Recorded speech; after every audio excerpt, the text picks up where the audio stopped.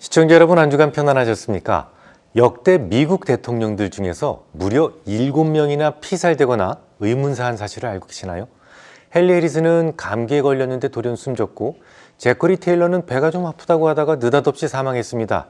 이들까지는 돌연사라고 할지라도 그 이후로 에이브럼 링컨이라든지 케네디 대통령은 총에 맞아 즉사하는 등 현재 대통령을 빼고 2021년 이전까지 모두 45명의 대통령 중에서 7명이나 의문사했다면 사망 확률은 무려 15.6%나 됩니다. 이건 킬러와 같은 특수직도 아니고요. 이 세상에서 어떤 직업도 15.6%짜리 사망률은 없습니다. 더 놀라운 것은 진짜 범인이 잡혔던 적이 거의 없었다는 점이죠. 일반적인 살인사건도 아니고 미국의 대통령이 살해됐음에도 불구하고 미궁에 빠진 사건이 대다수다라는 점이 놀랍습니다. 지난 2021년도 포브스는 세상에서 가장 위험한 직업 10개를 집계해서 발표했었는데요. 그 중에서 1위를 차지한 것이 극지방에서 대게를 잡는 어부였어요. 15m가 넘는 파도와 이 살을 애는 듯한 추위로 인해서 매주 사망자가 나올 정도로 위험한 직업이죠. 그 후로도 꽤 오랜 시간 동안 세상에서 가장 위험한 직업 1위를 유지할 수 있었음에도 불구하고 이 대게잡이의 사망률은 단 한 해도 1%를 넘긴 적이 없습니다. 지난 2005년도 사망률이 꽤 높았었는데요. 그 해를 기준으로 한다고 하더라도 10만 명당 대략 118명이 죽었다는데요. 그 당시 기록했던 사망률 0.118%였습니다. 그런데 미국의 대통령이라는 직업은 1.56%도 아니고 사망률이 무려 15.6%라면 이보다 더 위험한 직업이 또 있을까요? 오죽하면 제가 아들에게 보내는 편지에 이렇게 썼습니다. 아들아, 뭐든 내가 하고 싶은 일을 하도록 해라. 다만 미국의 대통령만 빼고 라고 썼을까요? 그런데 말입니다.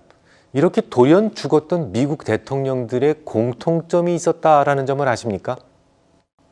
그들 중 절반 이상은 달러에 대한 경외심이 없고 심지어 무례하게 행동했었다라는 점입니다.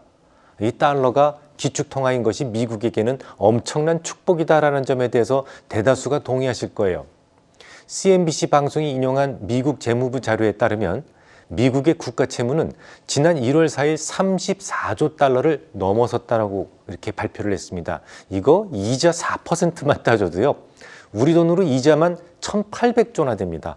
우리나라 한 해 예산이 660조 정도 되니까 미국은 이자 비용으로만 우리나라 전체 예산의 3배 정도를 쓰고 있다는 말이죠. 문제는 요 32조 달러를 넘었던 날이 지난해 6월 15일이었어요. 그날 이후로 다시 33조 달러를 넘어서는 데까지 겨우 91일밖에 걸리지 않았다라는 점이죠. 부채가 31조 달러에서 32조 달러까지 증가하는 데 걸린 시간은 8개월이었는데 최근 들어서 그 증가 속도가 더 빨라진 겁니다. 이처럼 빠른 속도로 부채가 늘어나고 있는 나라가 또 있다면 이미 부도가 나도 12번은 났을 겁니다. 하지만 달러는 기축통화이기 때문에 저렇게 부채가 많아도 또 부채의 증가 속도가 빨라도 달러 가치가 하락하지 않고 버틸 수 있는 겁니다. 이 세상에서 가장 안전한 자산이다라고 모두가 믿고 있기 때문이죠. 자, 그럼 우리 상상해 보죠. 미국은 제조업이 아직은 빈약합니다. 지금은 달러를 발행해서 다른 나라로부터 생산된 재화를 구매해서 쓸 수 있습니다만 만약에 미국에서 달러가 사라진다면요. 국민 대다수는 당장 굶어 죽을 겁니다. 그렇게나 소중한 달러를 어떻게 지켜야 하는지를 미국의 역대 대통령들은 대다수가 잘 알고 있었습니다. 의문사로 죽었던 몇 명을 제외하고 말이죠.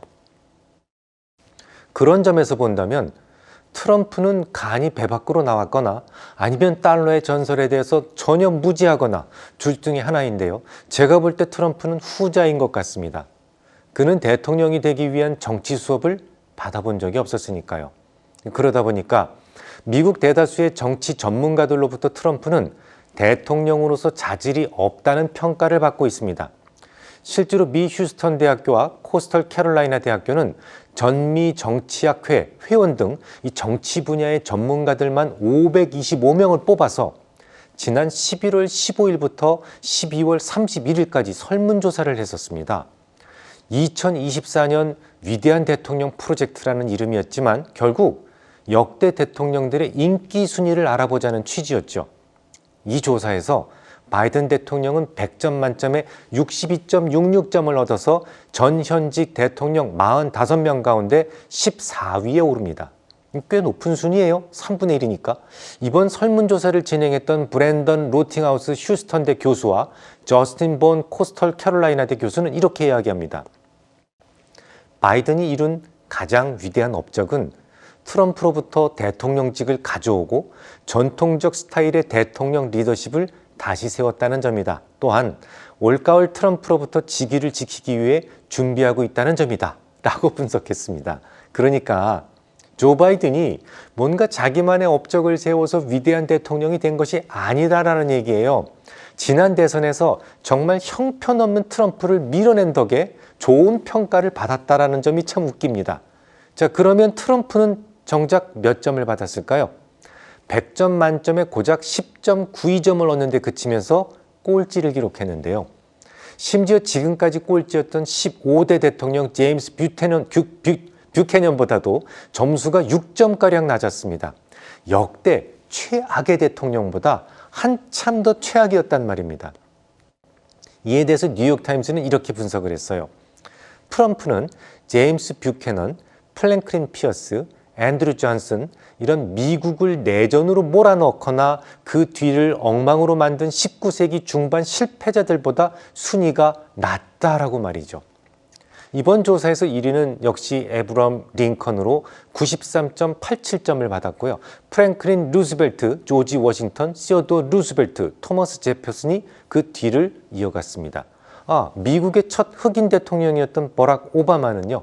73.8점으로 7위를 기록했죠. 그런데 국민들에게는 정작 트럼프의 인기가 꽤나 높습니다. 심지어 트럼프는 전통적 민주당 강세 지역이라고 볼 수 있는 위스콘신주, 미시건주, 펜실베니아에서도 약진하고 있는 것으로 전해졌는데요. 이 지역은 민주당의 상징인 푸른색을 따서 블루월이라고 부르는 곳이에요.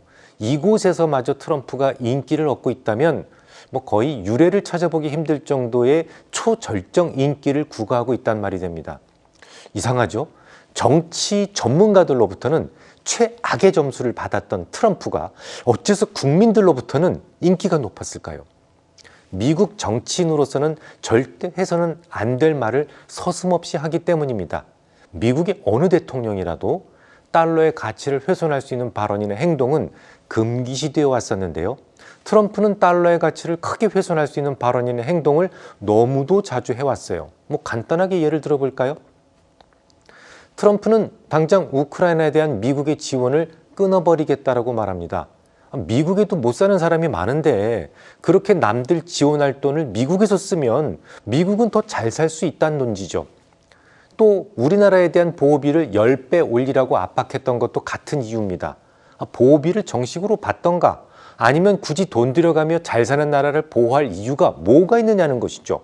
그 돈을 미국에 쓰면 미국을 더욱 위대하게 만들 수 있다라고 주장합니다. 딱 미국인들 입장에서 언뜻 들어보면 마치 맞는 말처럼 들립니다. 하지만 이건 달러의 매우 치명적인 행동이에요. 미국이 다른 나라를 지원하는 것도 달러의 세상을 만드는 데 매우 중요한 밑작업이거든요. 우크라이나 재건 사업에 달러가 투입되면 나중에 우크라이나가 미국에 갚아야 될 돈도 달러가 되죠. 앞으로 달러가 더 많이 필요하기 때문에 달러를 결제 통화로 선택할 수밖에 없습니다. 결국 우크라이나의 달러 세상을 만들 수 있는 거죠.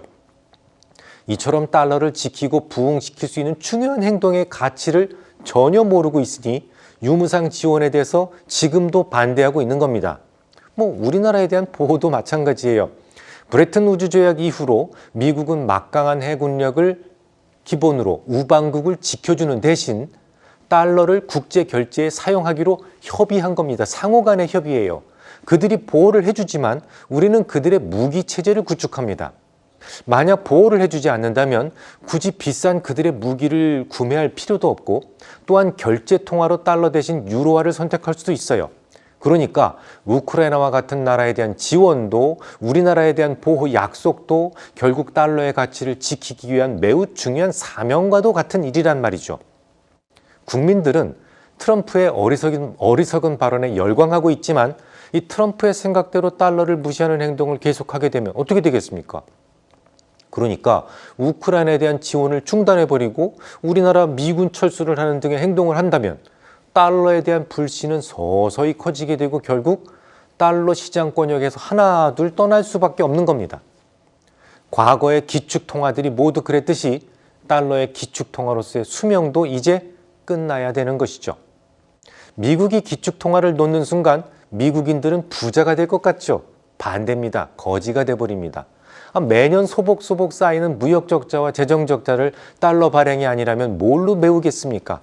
이 트럼프의 달콤해 보이는 발언은 미국을 위대하게 만드는 것이 아니라 오히려 미국인들에게는 아주 위험천만한 결과를 가져올 수도 있단 말이죠. 그런데 대규모 대의원이 걸린 슈퍼 화요일을 하루 앞두고 연방대법원이 트럼프의 출마 자격을 유지하는 판결을 내렸어요. 앞서 콜로라도주 대법원은 헌법 14조 3항을 근거로 지난해 12월 트럼프 전 대통령을 주 경선 등의 투표용지에서 제외할 것을 주정부에 명령했었거든요. 이 헌법 14조 3항은 뭐냐면 미국 정부 관리 등 헌법 수호 서약을 한 자가 폭동이나 반란에 가담하거나 적에게 원조 혹은 편의를 제공한 경우 연방 상하원 의원이나 대통령 및 부통령을 뽑는 선거인 등이 되거나 공직을 맡는 것이 금지된다라는 법안이에요. 하지만 트럼프는 콜로라도주 대법원의 그 결정에 불복해서 연방 대법원에 상소를 했고 대법원에서 그 판결이 뒤집어진 겁니다. 우리나라로 치면 고등법원의 판결이 대법원에서 뒤집힌 거죠. 그럼 연방 대법원이 왜 트럼프의 손을 들어줬을까요? 혹시 트럼프가 대통령으로 재임할 때 보수 성향의 판사를 더 많이 심어뒀기 때문일까요? 그렇지는 않은 것 같습니다. 보수 성향 판사가 6명, 진보 성향의 판사가 3명이었지만 여기 만장일치로 판결이 뒤집혔으니까요. 지극히 제 개인적인 생각입니다만 미국 전역에서 폭동이 날까 봐 그런 판결을 내리지 않았을까 추측하고 있어요. 트럼프 성격 잘 아시지 않습니까? 연방 대법원이 대통령 후보 자격을 끌어내리게 되면 뭐 마녀 사냥을 당했니 뭐니 하면서 세상을 발칵 뒤집어 놓을 겁니다. 실제로 이번 심리를 보면 자격 시비에 발단이 된 내란 선동 혐의에 대해서는 아무런 판단을 내리지 않았어요.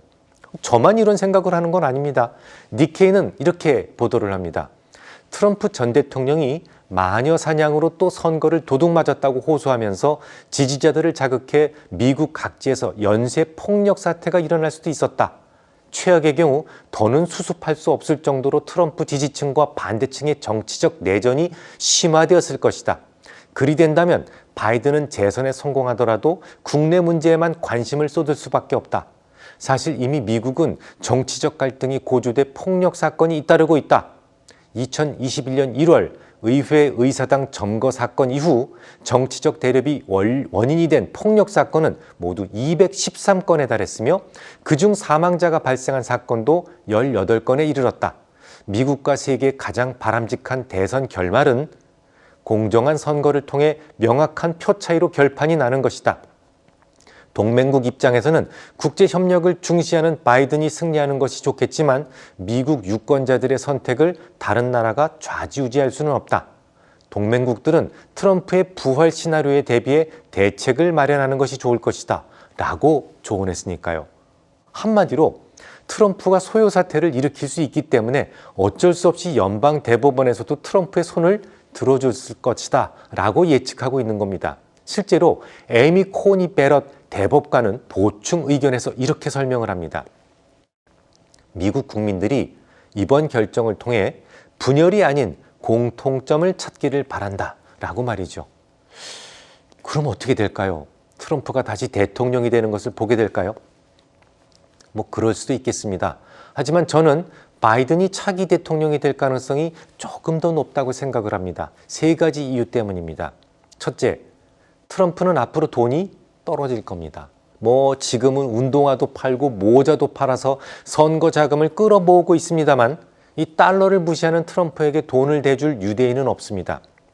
공화당 자금 지원책으로 유명한 억만장자 찰스 코크 형제의 정치 자금 후원 기구인 번영을 위한 미국인들의 행동, 이거 일찌감치 트럼프에 대한 지지를 접었고요. 리드 호프먼 역시 얼마 전까지만 하더라도 니키 헤일리의 대선 경선 자금에 오히려 돈을 댔었죠. 돈이 떠나면 승리 가능성은 희박해지는 겁니다. 특히 트럼프는 대규모 벌금이 부과될 수 있는 민사소송도 함께 진행 중에 있어요. 여기서 패배한다면 그나마 남아있는 선거 자금도 벌금 내는 데 써야 할 겁니다. 둘째, 미국은 직접 선거제가 아닙니다. 국민들은 트럼프의 달콤한 정치적 구호에 쉽게 동요될 수 있겠지만 선거인단은 일반 국민들에 비해 조금은 덜 동요되는 편이에요. 세 번째, 사법적 리스크도 여전히 남아 있습니다. 트럼프는 현재 맨해튼뿐만 아니라 워싱턴 DC, 플로리다주, 조지아주의 검찰로부터 대선 개표 개입, 그리고 조작, 기밀문서 유출 혐의 등으로 총 4건의 형사 기소를 당한 바 있습니다. 형사 기소에 적용된 중범죄 혐의만 총 91건에 이르죠. 이에 따라서 트럼프에 대한 형사재판 사법 리스크가 이달부터 본격적으로 부각될 것이다라는 전망도 나오고 있습니다. 앞서 로이터 통신이 입수수와 공동으로 지난달 9일부터 12일까지 1237명의 유권자를 대상으로 진행한 여론조사 결과를 보면 공화당 응답자의 25%, 무소속 응답자의 절반가량은 각각 트럼프가 각 범죄 혐의로 유죄를 받을 경우 트럼프에게 투표하지 않겠다라고 답했다더라고요. 그러니까 트럼프의 사법적 리스크가 대선 본선에서 유권자들의 표심에 중대한 영향을 미칠 수 있음을 알 수 있습니다. 현재 여론조사를 보면 트럼프가 바이든에 비해서 대략 4에서 6%포인트 정도 높은 지지율을 받고 있습니다만 아직 시간이 많이 남아 있습니다. 저는 트럼프의 당선 확률을 절반 이하로 보고 있어요. 물론 조금 더 작은 확률일지라도 워낙 우리나라에게는 타격이 클 수 있는 만큼 만반의 준비는 하고 있어야 될 겁니다. 특히 트럼프는 집권 당시 매우 단호하게 주한미군 철수를 고집했었다고 합니다. 너무 강경한 참모진들의 반대에 결국 자신의 고집을 꺾긴 했지만 자신의 이기 집권과 동시에 재추진한다라는 전제를 붙였다고 해요. 그러니까 트럼프가 대통령이 된다면 가장 먼저 우리나라부터 치고 들어올 겁니다. 그럼 우리는 둘 중 하나를 선택해야만 합니다. 주한미군 철수 혹은 엄청난 보호비의 지불 중에 하나 말입니다.